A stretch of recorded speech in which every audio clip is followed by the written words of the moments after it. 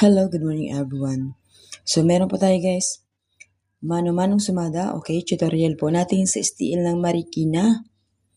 Ayan, so meron lang po tayo dito guys nakita na talagang magpapakita sa inyo na legit po yung pattern natin, no?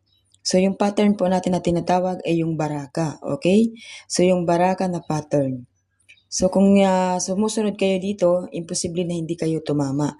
Dahil ang mga numero na yan ay legit po na magkakapares sila. At kadalasan kung hindi man sila magkapares ay magkasunod. No, so kung lumabas yung isang kapares, susunod naman yung isa. So ang Marikina guys ay hanggang 38 lamang. So hanggang dito lang po siya sa 38. Huwag niyo na pong isama ang 39 at 40 kasi nga po hanggang 38 lang, no? So kung hanggang 40 po kayo, di hanggang 40. So kung hanggang 38, so hanggang 38 lang. Huwag niyo pong ipilit ang 39, 40 dahil alam niyo naman na hindi yan sa inyo, okay? So nandito na po tayo guys sa mano-manong sumada. So ito po guys, ang lumabas kahapon ay 30, 11, 37, 28 at 18, 35. So ito naman po yung kahapon, 22, 12, 1, 17, 18, 2. Okay? So kung mapapansin nyo guys, yung lumabas po kagabi na 18.35 ay galing na po dito sa taas, di ba? So binaba, no? Binaba po yan. So kagabi. So, ang lupit naman, no? So, hindi mo iisipin na yan lang naman pala ilalabas nila, di ba? So, yung ganun po ang gawa ni Banker. So, dyan lang po sila kumuha. So, ngayon, pitsa 12 ngayong araw. Okay? So, dito guys, yung 22, ang kapares po guys ng 22 sa pattern natin ay 1, di ba? 1, ayan o, 22, 1, tsaka yung 1, 17. So, yan po yung kapares niya. Ang kapares po ng 22 ay 1. Tapos yung isa pang 1 ay 17. 'Di ba? So ang lumabas po nung hapon sa Marikina ay 1, 17. So lumabas po talaga yung 1 at 17 dahil po doon sa 22. Okay, so nag-18 naman po guys sa kados. So another kasama naman po siya sa pattern, magkapares na naman siya. And then yung sumada ko ng araw na yan ay 3, 19. Ito yung kinuha ko guys.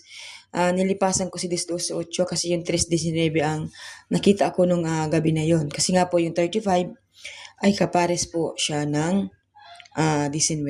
So, sabi ko yung kapares ng 19 ay 3. Kaya 3, 19 yung sumada ko dyan. Yung pala yung 18 lang, no? So, ginawa po kasi siya guys doon sa 38, tapos nag-18 siya dahil para-pareho po yung dulo. At paabante po siya 17, kaya 18 naman. Okay? Tapos yung 1 naman, paabante rin, di ba? So, ngayong araw po ay kahapon po guys, nag-30 at 11. Okay? So, yung 11 naman po guys, ang kapares ng 11 natin ay 32. Okay? So, 32, tsaka 27.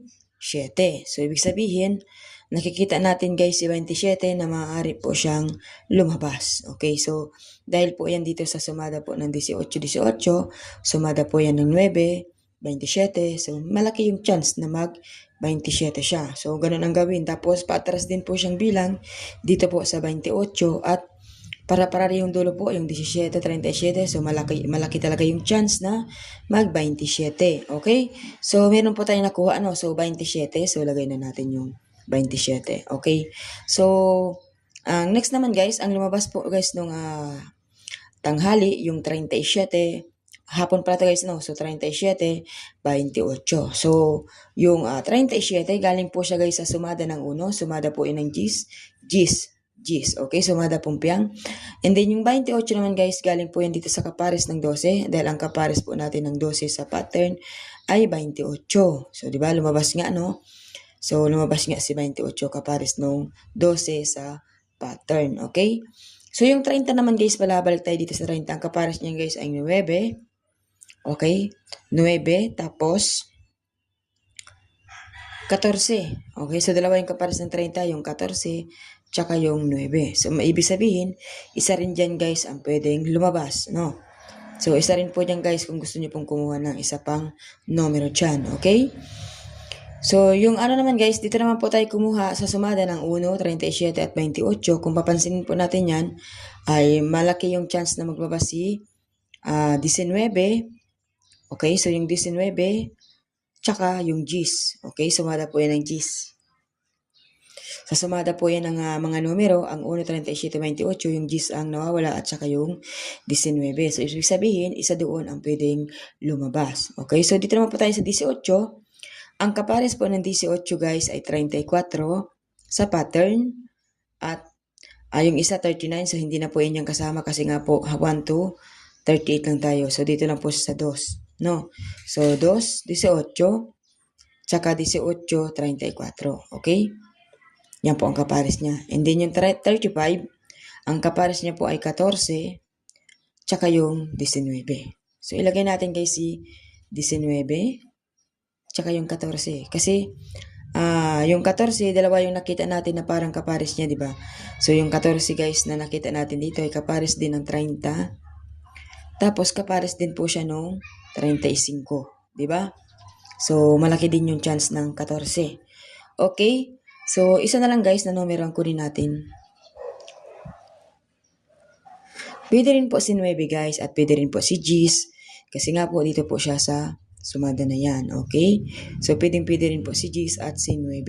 So ngayon, para po hindi na po tayo mahirapan, so yun na po guys ang ilagay natin na numero, si G's, saka si 9.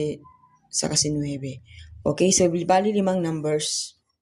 Okay, so kung meron pong kobrador na hindi po marunong magpataya ng maraming numero, ay wag po kayo sa kanyang tataya dahil hindi po siya marunong magkwinta ng numero, okay? So, ang bilang po ng ano natin ay 5. So, kung tatayaan nyo po yan, halimbawa guys, gusto nyo pong tayaan ang 27, 19, 14, 19. Tatayaan nyo po siya guys ng 5 pesos, okay? Or di kaya 82. Okay, 82. So, ibig sabihin, 10 pesos. So, ang times po nito guys, para makuha ninyo yung total, 10 times 10.